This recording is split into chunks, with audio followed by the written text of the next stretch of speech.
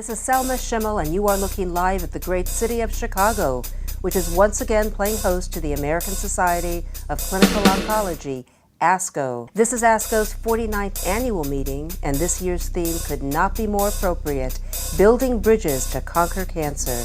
More than 30,000 of the world's foremost cancer specialists are here, and so is the Group Room, making our 15th appearance at ASCO and one of our very best. Joining me now is Dr. Jeffery Ward, Chair of ASCO's Clinical Practice Committee and Associate Editor of the Journal of Oncology Practice.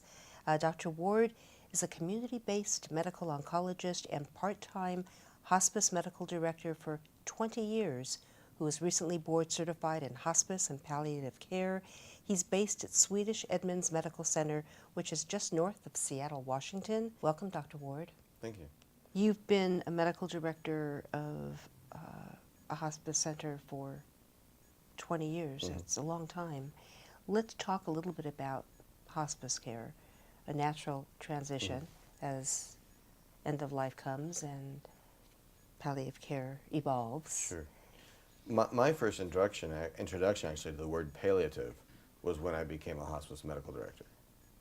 And at least in the sense that we're talking about it now. And I really struggled with the word. In fact, I spent the first probably 5 years trying to stamp the word palliative care out of our hospice discussions, because I understood that to an oncologist, palliative meant any chemotherapy that I give that isn't going to cure the patient.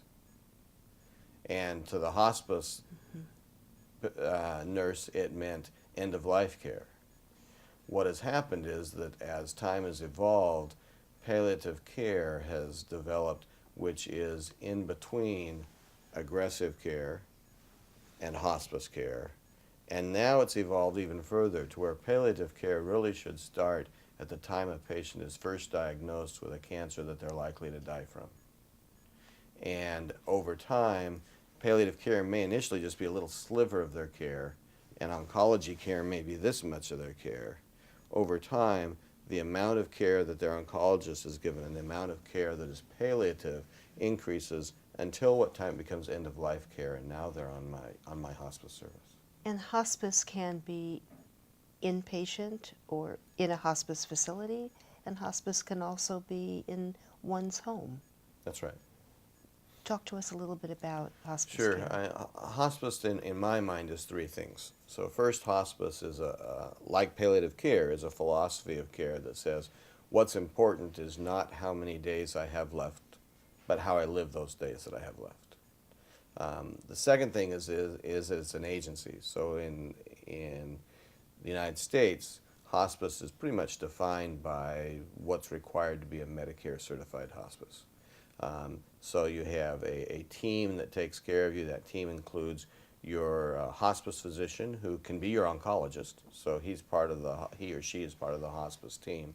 It includes hospice nurses, social workers, home health aides, chaplains when people are willing to accept that, volunteers when it's appropriate, that work to support the family or other caregivers of the patient in providing care in whatever setting the patient is in.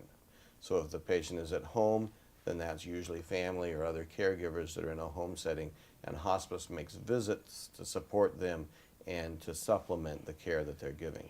Do most insurance companies cover hospice care? Most do now. It didn't used to be that way. But I think that most insurance companies do. Some of them still have limitations on it. So some insurances will limit the number of days that you can be on hospice. We struggle with that sometimes. In the hospice setting, is there a cutoff? It used to be that if you didn't die within a certain period of time, or unless death was imminent, and then I guess your insurance might stop paying, or you no longer qualify. And there's still some insurances that have time limits.